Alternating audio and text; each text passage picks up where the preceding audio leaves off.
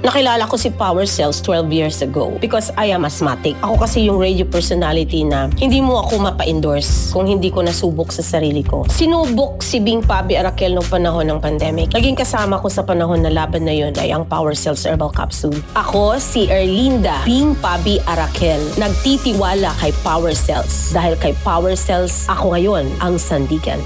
Mahalagang paalala, ang Power Cells brand ay hindi gamot at hindi dapat gamiting panggamot sa anumang uri ng sakit. Nawawalan ng gana, laging pagod, at hindi na kasing aktibo gaya ng dati. Maaaring epekto yan ng stress o pagod sa trabaho. Normal lang yan. Pero huwag gawing dahilan upang lumamig ang samahan. Make time para kay partner. With proper diet and exercise, gawing katuwa ang Drive Max Capsule. May tongkat ali, ginseng at ginkgo biloba. Dapat sabay.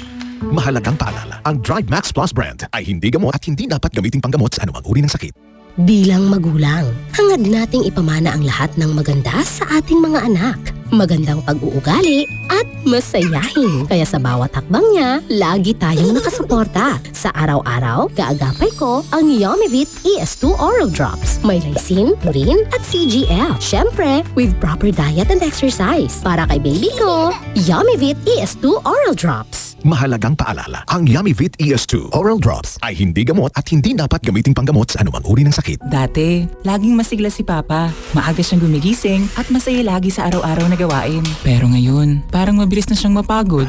Tahimik man si Papa, pero ramdam ko.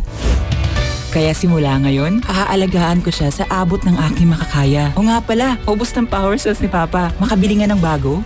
Power Cells brand, pagtitiwala, ibigay para sa mga taong mahal mong tunay. Mahalagang paalala, ang Power Cells brand ay hindi gamot at hindi dapat gamiting panggamot sa anumang uri ng sakit.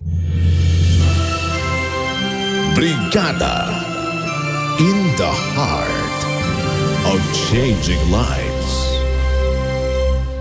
Makikanta at makitawa sa tugtugan at kulitan. Brigada News FM. Brigada News FM, the Music and News Authority.